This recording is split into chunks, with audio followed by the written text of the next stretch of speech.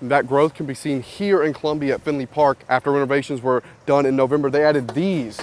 These allow food trucks to hook right into the mainframe and not have to use a generator. And even some Highland games, but as you can see, I'm already in a little bit of the Celtic spirit. I'm inside Segra Park, where just behind me you can see home plate and that 10th anniversary logo of the Fireflies as they take on the Myrtle Beach Pelicans later on tonight in their home opener. With that wind whipping around all day and the lake wind advisory just ending, I would not be on the water. Those waves would be way too much. My favorite ice cream has got to be cookies and cream. And you know what else is cold? That cold front that's coming in at the end of the weekend as we look at that 5-day forecast. You know, guys, I actually don't have a dog, but I got a dog with me right now. Oh, you want to give me some kisses? Okay.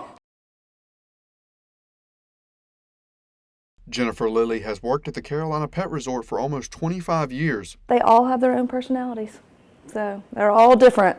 One thing these pets had in common, the feeling of a 3.0 magnitude earthquake that shook everything. You felt it rumble. The groomer came running out, everybody came running like, what just happened? That earthquake is just one of 5 that have been felt all around Columbia and surrounding areas.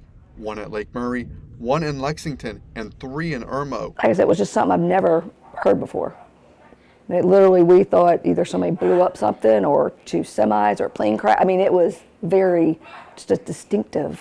I'm at the Dreher Shoals Dam, where a fault line lays just beneath all of this. I spoke to an expert to see what would happen if an earthquake of greater magnitude was to hit the same area. Adimar Fernandez showed me how the magnitude measurements are recorded. Since this is like close to us, then those earthquakes could be related to that fault system. These measurements determine how bad an earthquake truly is. We shouldn't worry that much. We shouldn't be, let's say, buying groceries crazily. It's not the time for that. But for people like Lily, the sound of barking determined that danger level for her. The dogs got silent, and then they all freaked out. Although vets say animals are more likely to sense these smaller tremors and it can be emotionally draining on them, Carolina Pet Resort told Carolina News no animals have been injured in these series of earthquakes. In Columbia, I'm Patrick Jackson, Carolina News.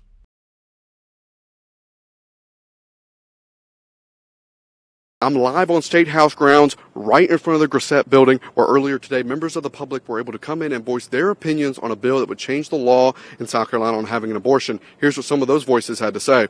A subcommittee met this morning to hear both sides of an abortion bill that would restrict abortions in the state. It's tough to get through to you because you're making straw man arguments. Dr. Elizabeth Nobleman spoke to the committee to voice how she feels from a medical practice standpoint. Appropriate. This bill meets none of my standards as a mother or as a physician.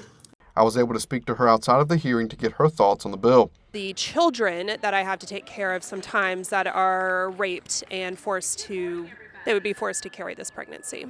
The bill, if passed, would make intentional abortions and assisting in those abortions illegal.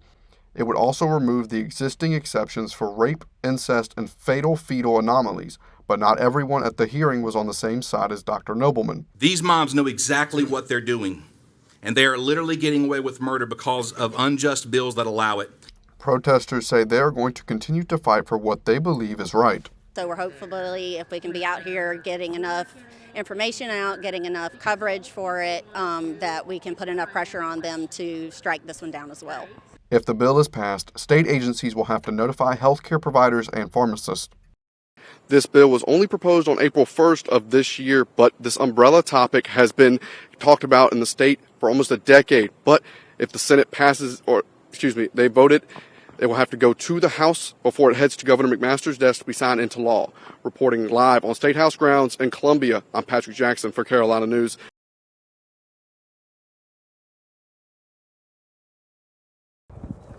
Eric Frazier has been competing in Highland games since he was a teenager. Summer before my freshman year of high school, and we got there early enough, and the athletic director of the event looked at me and he's like, how old are you? I was like 14. He's like, you're a big boy. Frazier says his family found out about their Scottish heritage when he was younger and wanted to become more involved. Every time I went to the festival, I asked if I could try it, and they were always like, nah, it's too late, man. Frazier showed me some of the games he will be competing in during Saturday's Tartan Day South Festival. Usually you do 3 winds, but you just wind it, you release.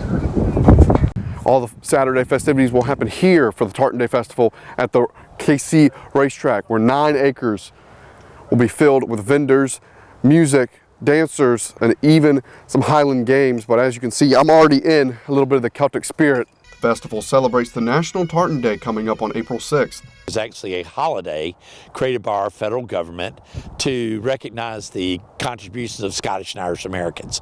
John Banks expects 10,000 to 14,000 to be in attendance with a big economic impact. Generally, the festival has about a $1.2 to $1.5 million impact over the weekend.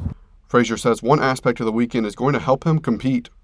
You do something exciting, the crowd, gives some noise for you. That's always fun. But the kickoff party will be Thursday at Still Hands Brewing Company with free entry to the public.